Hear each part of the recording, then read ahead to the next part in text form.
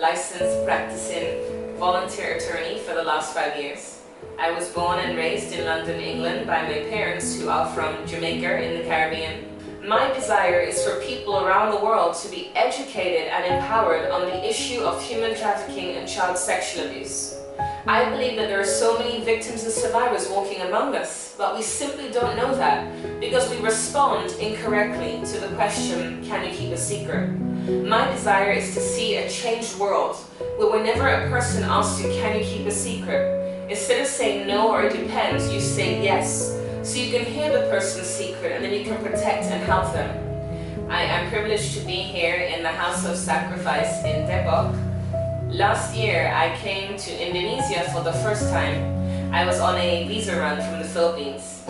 As a British citizen, every 30 days I would have to leave the Philippines or apply for a visa extension. I did not want to pay for a visa extension, so I decided to travel to a different country.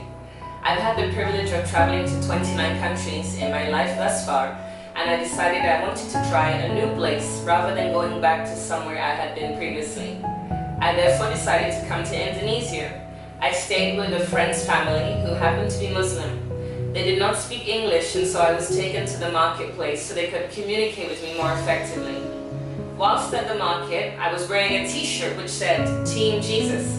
And a lady saw my t-shirt and started talking to me and asked me if I was Christian.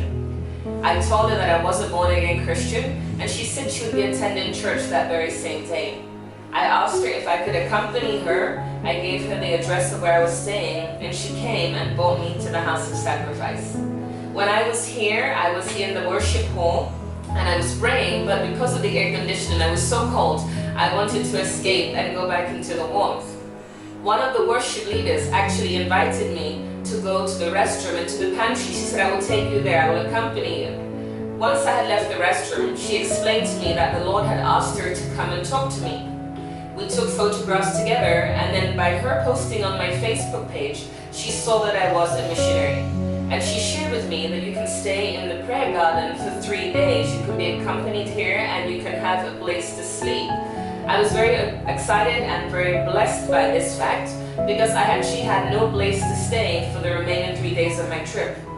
Whilst I was here, I had the opportunity to pray and to worship, and I met various different people every day.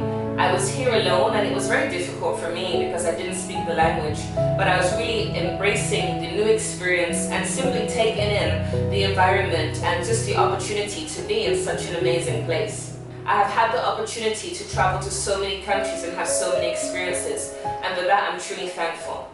It's definitely an honor to be back here in Indonesia, and I returned here this year simply for the purpose of praying.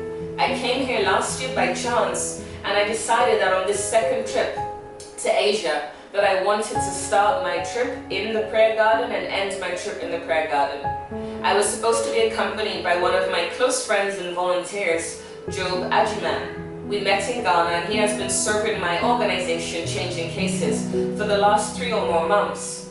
Unfortunately, due to circumstances outside of his control, he's unable to be here. It would have been his first time coming to Asia, his first time leaving Ghana and Africa. However, I decided, despite his inability to be here, I'm still going to continue on with my plans. As it says in the Word of God, a man makes his plans and God will direct his steps. So despite me being alone on this journey, I said at the end of the day, the most important thing is prayer, and the most important person in my life is Christ, and so that is why I'm here. A lot of people I've met around the world have not even heard of the prayer garden or the House of Sacrifice. A lot of people in Indonesia have not heard of the House of Sacrifice. And sadly, a lot of Indonesians who are Christian have also not heard of the House of Sacrifice. I have traveled halfway across the world via China with a 12-hour layover just to spend time here praying to God. I feel it's so important for us to give the Lord the first of everything that we have, the first part of our day, the first fruit of our finances, to give Him all that we have. And so that is why I've come. This is the first time I started a trip of traveling in the House of Sacrifice. And so for me, I said, you know what, I want to do things differently. The Lord has been so faithful, and I'm very blessed by what He has done for me.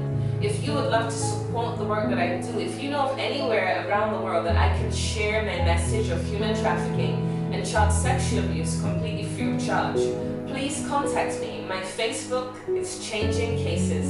My website is changingcases.org. And